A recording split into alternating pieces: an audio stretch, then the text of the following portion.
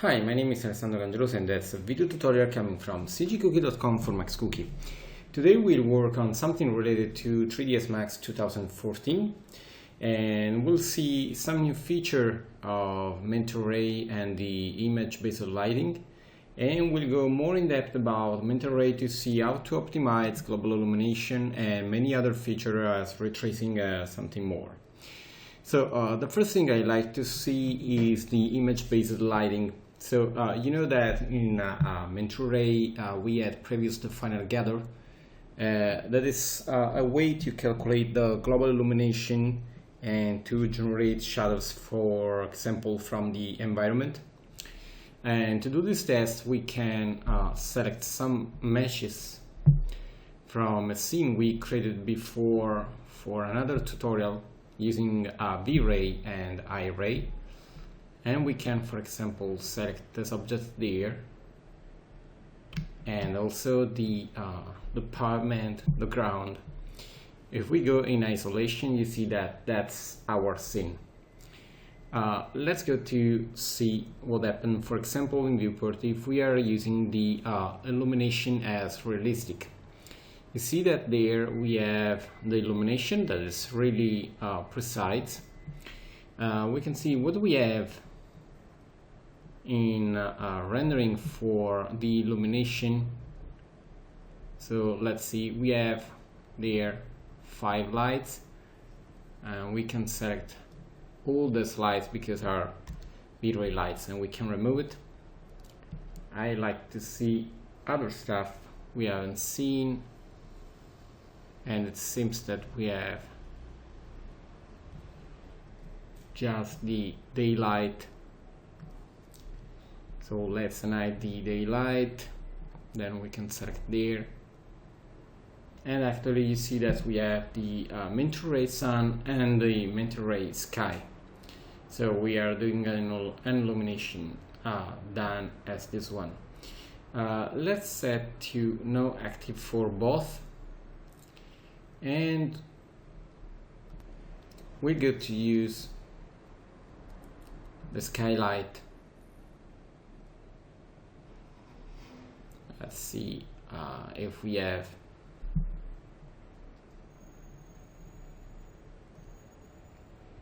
sorry,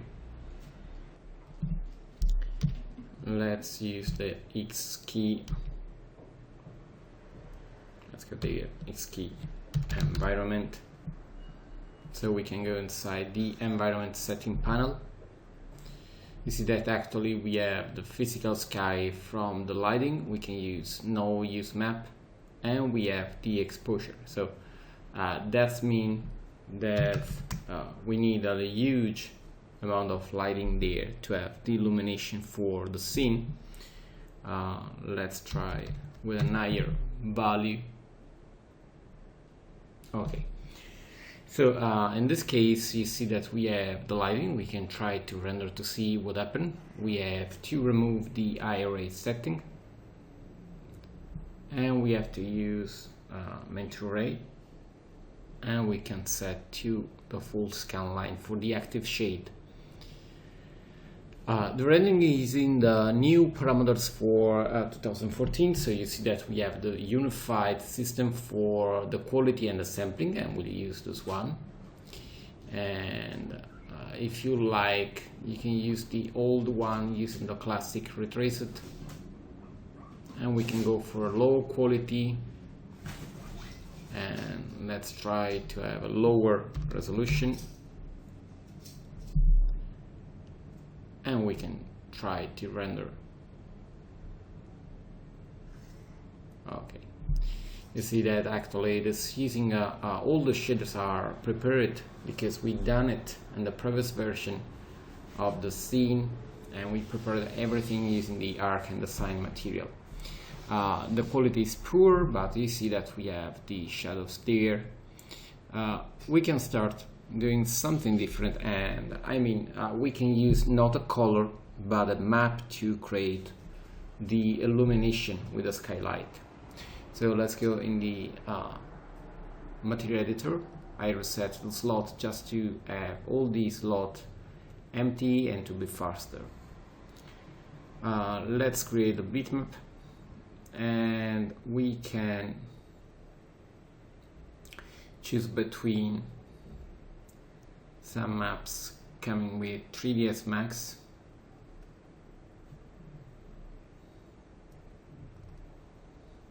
Let's see, in the older version of 3ds Max, and I'll post it later if needed, or let's see if we have something there. Maybe also something like the sky can be enough. But let's try to use before a simple map, this one, and you know, this one is from 3ds Max installation, it's just a background. So we'll say to use this one. To use this one we have to set as spherical because it's an environmental map, and then we have to clone there as an instance. So actually it is using this map to create the illumination. So if we go to render, I like to go there, and let's set it as the normal standard usage we had in the previous version. So we are doing something like that using this map. Let's use an higher quality.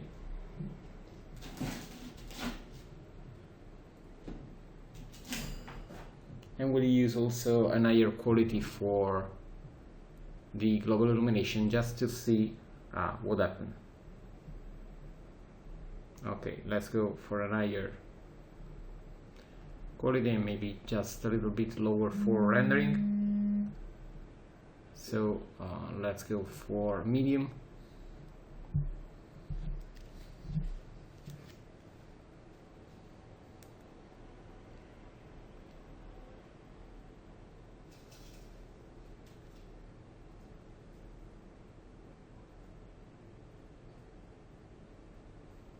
Okay,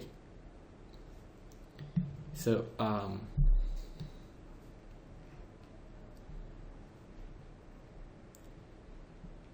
you see that actually we are using this map, and it is not the best one because we have no dynamic illumination from it. So the best way to work with this feature is to use an HDR map. So another map we can use is for testing this one. This one was prepared in a previous tutorial using directly the rendering for an environmental scene, and I mean we use the same scene we are using now, and and we can open it. So we use this one to simulate the shadows of the object. So let's go to render.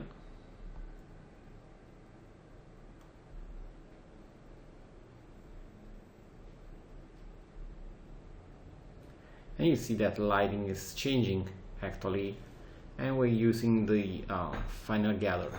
Let's see what happens if we use, so let's make a clone. You see that's the clone, and then we go inside mint array and we set as image based lighting, so it will use the image data to create the lighting inside the scene. Let's re-render the scene.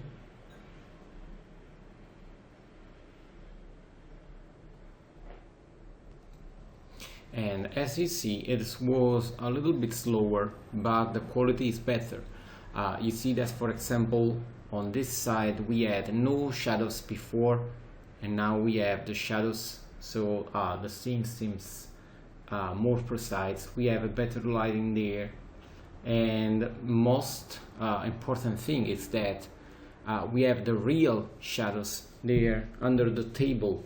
So you see that everything is really more precise. We can obviously control the quality, and I mean we are using also a low presets for the final gather. So you have to imagine that, for example, if we go to render just this area and we render with a higher level of quality, obviously we can obtain a better result. But it is nice also to see that also with a really low quality value for the final gather calculation, the Skylight calculation, we have a really nice quality there for shadows. So let's see what we can do there about the rendering quality. First of all, you see we have the possibility to control the shadow mode between transparent and opaque. If we try to use the second setting for the shadows, calculation will be faster because it is taking no care about the transparency of the material and surface, and obviously it will be less precise, but the speed will be faster. So for example, the previous render was done in 24 seconds and now we have just 18 seconds. So you see it's really faster, and there for example, there we have not so much differences between the previous render, but you can see differences over the glass because there the quality is higher because it is taking care about the transparency of the glass, and there it seems completely black because it is taking no care about the transparency. So it is as a complete no transparent material, and instead it is glass. So you have the possibility to use this one, and this one is faster when you are using just no transparent material. Then we have the shadow quality, and obviously this parameter control the quality of the shadows. We have the possibility to have a parameter that goes between 0 and 10 as the maximum quality. We can see what happens if we have, for example, 0. So if we have a lower value, we can obtain a grainer shadows with less quality, and we'll see how it looks now. You see that there we have a really heavy grain, but still it is better than the final gather. We have more detail, so we can do a fast preview using a lower level of quality, using for example 0, but this is nice because we can have a nice approximation of the shadows. Let's see what happens if we have a really high quality value. This time we have 10 seconds. Obviously with a really heavy quality it will be really slower. You see that it's really slow to calculate the final gather, and before it was really fast, but the resulting quality will be really high. The test we done before using the default value of 0.5 is nice, but you see it's a little bit grainy. So let's see what happens if we use the maximum quality for the shadows, and then we'll see how to find a nice parameter to have both. So as you see, when we start to render after the final gather calculation, it became really slow using the maximum quality parameter. And I mean, I'm waiting since minutes, maybe 10 minutes, just to have 12% of rendering done. So this parameter is completely unusable for this example. So let's stop it and let's try to find something more interesting, something like maybe let's try with 1.5, and let's see if a parameter like this one can be nicer to obtain a nice looking flickering free calculation for the IBL final gather. It seems faster than before because after some seconds you see that we are at 14. It will be obviously slower than the 0.5 parameter we used at the beginning, but let's wait to see if we are starting to have no grain over the shadows made by the IBL final gather. As you see, the quality is higher, there we see grain, and there we have more defined shadows with less grain, and also there you see that it's more defined because we see the displacement of this panel there, this ground object. So this is not bad. Let's try to go back to the transparent, and let's go to the lowest level, and we'll see if we can use all the objects we have inside the scene just using this illumination and taking care about also the transparency and all the other stuff we haven't seen. So let's try to render. Maybe we can try also with a lower level, but you see it is starting to render. And actually it is using just the global illumination entering from the sky and the window. So I mean, we can do something to have a better illumination. Let's try to go with an older level, and we go with a low quality but with more bounces because we are inside the room, and let's try to have a higher energy. So let's see what happens if we try to render.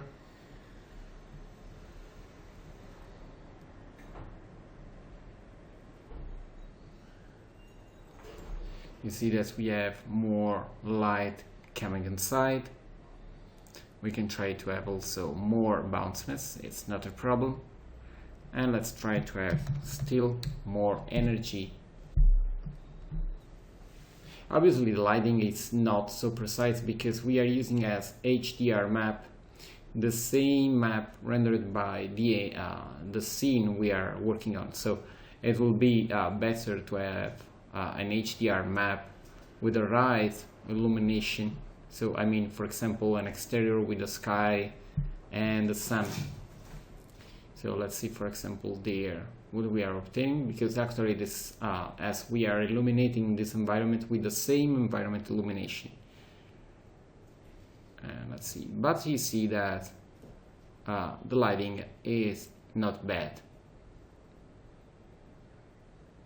Okay, let's make a clone. That's the clone, and let's go back to the IBL,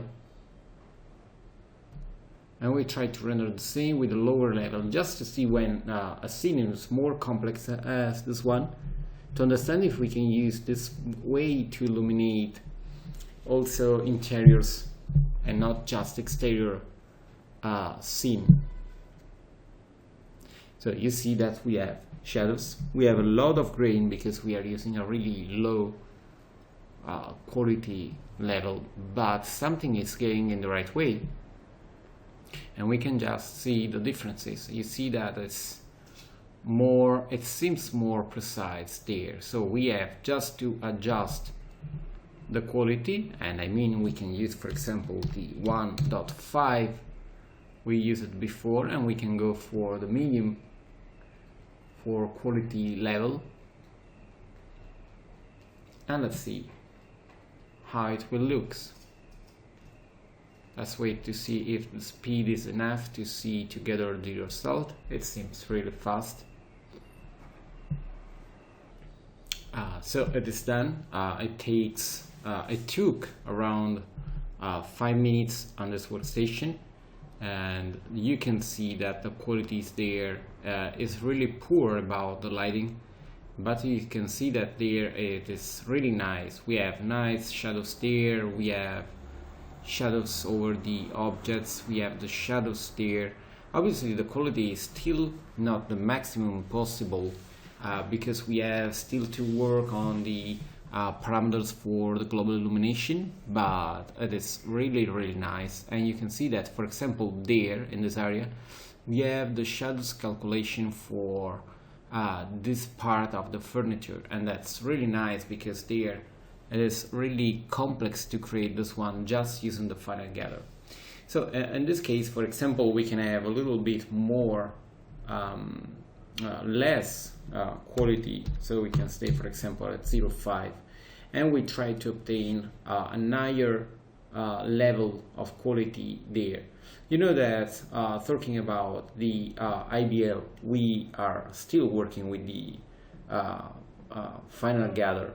That's the primary way to calculate global illumination in mental ray. You know that the second one is the photon mapping. This way to calculate the stuff is really simple. You see that we have just this parameter, and the most important part is that you know that you have the final gather precision preset, and that's the simplest way you see as in V-Ray to obtain a nice quality calculation. We use the low, the draft, and then with the medium we can see the results using the eye, and then we'll see how to modify manually this parameter to obtain the best quality possible. So let's make another clone and we'll see the differences. In the meantime, I like also to see how it is looking there. You see that it's calculating. When the illumination starts to be more complex, we can decide also to go in shaded way to speed up the calculation. Now let's open again the render parameter and let's render this part using the eye. We'll have maybe just a little bit more grain than before because we are using a lower quality parameter for the IBL settings. So calculation is over. It was around 30 seconds slower than before, but the quality is higher than the previous one. You can see there the differences. Maybe we have a little bit more grain, you can see it all around, but the quality is higher. There we have still a little bit to do, but you see that on all the other areas it is not bad. Let's go to talk a little bit about the I'd like to remove the depth of field to be faster, about the final gather, and we saw that there we have a little bit of parameters. We have first of all the possibility to enable the final gather, and remember that this is the main area to control the global illumination inside mental ray. So we have you know, the calculation qualities there, and we have the multiplier. What I mean with the multiplier? The multiplier is the possibility to control the intensity and the color of the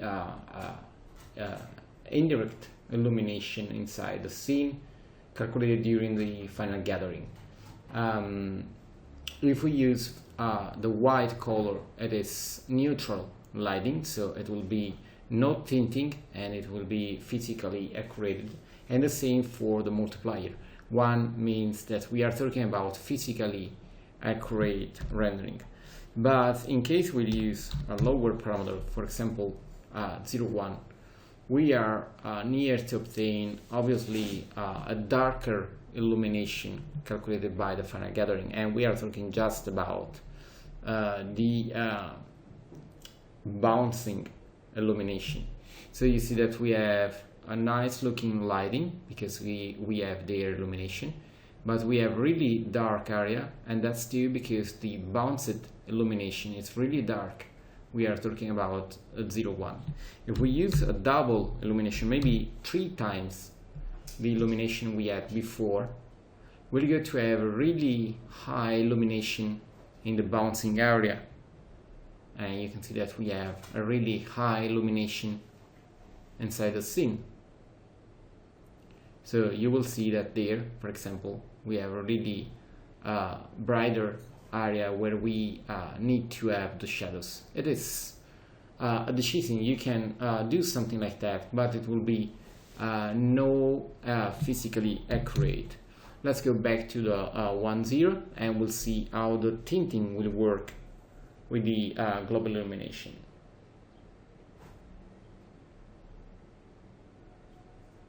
Okay, we are near to have the final render. Okay, so you see that there it is not bad. We have the grain, and you know we have the grain just because the quality level there it is not so high. Let's see what happens, for example, if we go for a green tinting. Let's go to render maybe a more little area as this one and render. Obviously now we are applying a tinting to the global illumination calculated by the final gathering. So we have a general green tinting to the entire illumination. That is not physically accurate, but I mean, we can do something like that to obtain different looking. So for example, let's imagine that we like to use a blue coloring. If we go to render, we'll have something different than before. It is not so high because it is not so acid, but the lighting is changing. Obviously there it is darker because the color is dark. So you see that in this way we are controlling also the multiplier, I can say. So let's go for a white color. Then we go to have something like, maybe something like that. And I like to have less green, and something more like a little bit of blue. So you have to take care about the amount of lighting controlled by the tinting. So the tint will be not so heavy, and you can give just a little bit of different color to the illumination. You see, for example, that there we have more reddish and orange color. There it is more near the blue. So in this case, if we have an higher quality calculation for the shadows, we can obtain a really nice looking illumination with a different look just using the tint for the final gather calculation. In this case, the quality is really nice. It is maybe not physically accurate, but it is nice and realistic. So, I mean, you can do something like that also in post-production after the rendering, but you know that you have also the possibility to control this kind of tinting and color correction for the look development just inside the final gather panel. Let's go back to a white color and back maybe to a little bit lower to speed up the rendering. Then we talked about the preset. In this way, using the final gather preset, you have just fast preset settings with the draft, low, medium, high, and really high. I mean, the draft is really nice for just test calculation. Low can be better to understand how it is looking with no so high calculation time. Medium is not bad for nice preview with a final looking. High can be a final looking parameters. Very high is really too high, so timing is really slow, and it seems in many cases impossible to be calculated. You can obviously use this preset, but you know the preset has just changing some parameters there, so you have complete control to do it manually. Just to understand better how it is working, we can say that the first parameter it is changing is the initial final gather point density, and this parameter is a multiplier for the amount of point used by the final gather. So the default value for mental ray is generally 1.0, and it's nice to have more point when you have some problem with the geometry, for example near the edges, and you know sometimes we have strange artifacts over the edge. So in this case, you know that you can have an higher parameter there, but you can start having for example 1, and then you can set higher or lower depending on the quality or speed up need you have in this moment. Then we have the rays per final gather point, and these parameters say how many rays are used to calculate final gather calculation, so the global illumination for every single point. This one can be set, for example, by default in mental ray to 250. Using a lower value, you have a faster rendering, but it will be grainy. So for example, let's go for 15. If we go to render,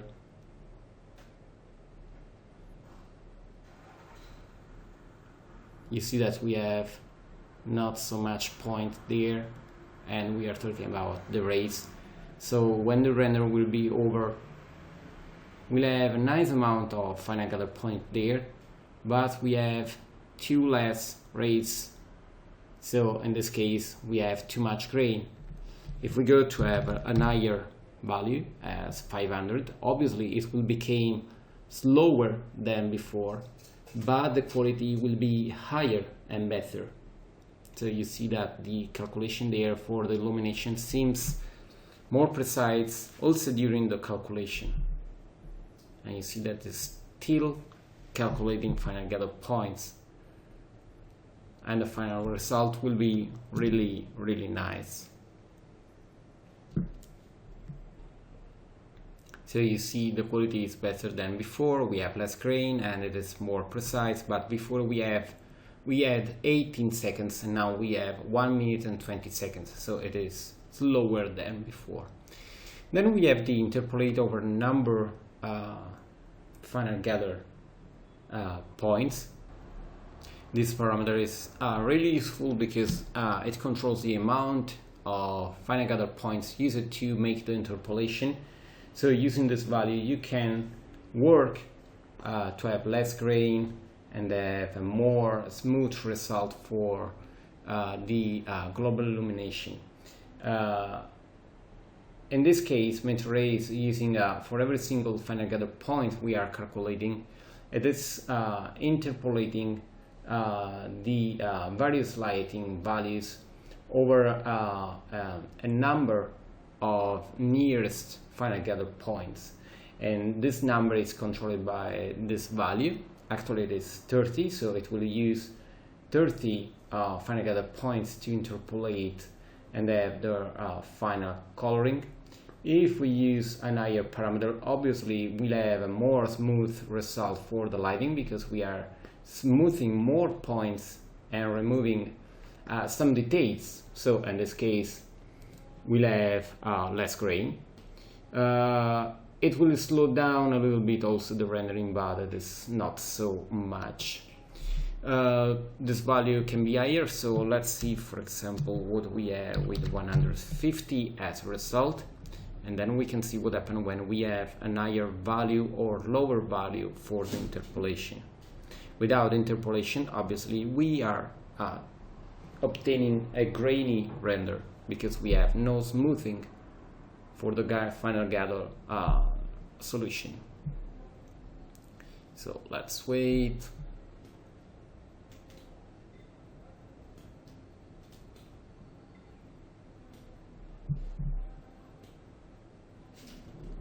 You see, we have a nice quality because we are using a high initial final gather point density. Let's see what happens if we use, for example, 1 for the interpolation. We are saying to interpolate just one nearest point to the final gather points we are using. So in this case, we should obtain a more grainy result in the rendering. And as you see, we have a really low amount of smoothing and interpolation between the final gather points, so we see all the final gather points calculated. If we have a really high value for the final gather points interpolation, we'll obtain a more smooth result. You have to take care about this parameter, trying to avoid the grain, but you have to try to avoid also a too much high smoothness, because with too much smoothness you are obtaining a less quality for the final gather, so less quality for global illumination and less quality for the shadows calculated by the final gather or the IBL. We'll see in a few seconds the result in this case. In this case, the amount of smoothness is not so much, maybe just a little bit, but you see that the quality is nice and we have enough detail too. Then we have the diffuse bounces, and the diffuse bounces we used before this parameter. This parameter control how many bounces we have on the lighting inside a scene. And I mean, with more bounciness we have more detailed global illumination, because we are taking care about how the light bounce all around the various meshes, so how the color will bleed with the surface color, and we obtain also a more realistic illumination because we have more lighting inside the interior scene. If we use a low value for this one, we'll obtain a less realistic quality for the lighting, less lighting in general, so less energy and lighting inside the interior. And it is obviously better to use an higher parameters, but you have to control how much, because it will slow down the calculation. So you have to find a good compromise between this value and, for example, 0. Let's see how it works. With 0 is the default value, so we can see what we are obtaining. The previous render was done in 37 seconds, but obviously with 0 we are not taking care about the interaction between the various surface, so we have just the lighting inside the scene and that's all. In fact, in this case you see that everything is really dark, so we have the right calculation for the global illumination, I mean the lighting inside and the shadows, but we have no interaction between the various objects, and that's mean a really poor quality rendering. So you have to use the diffuse bounces to find the best compromise between quality and speed. And the last parameter I'd like to see in the basic final gather usage is the weight. The weight control how much the diffuse bounces is used on the final gather solution.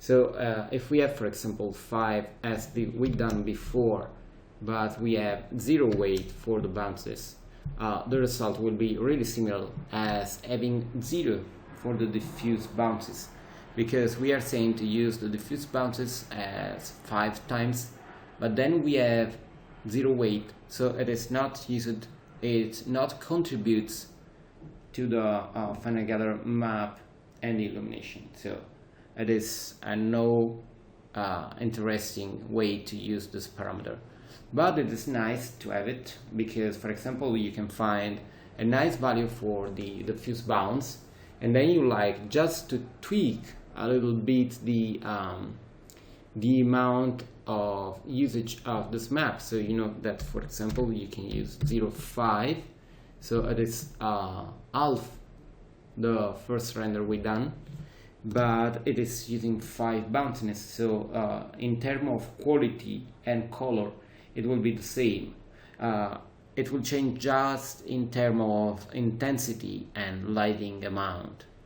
So you see that in this case we are near to obtain a final result, and this result is similar to the previous render, but the global illumination lighting is a little bit darker because we are using less energy of it.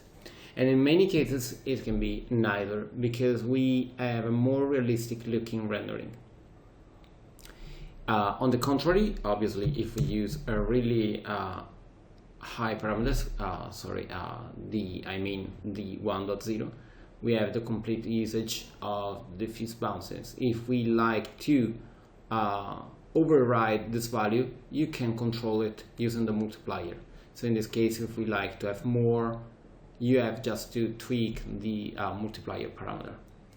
So as you see, the IBL in 3ds Max 2014 is really useful to obtain a more realistic global illumination rendering using just the Skylight and a given map.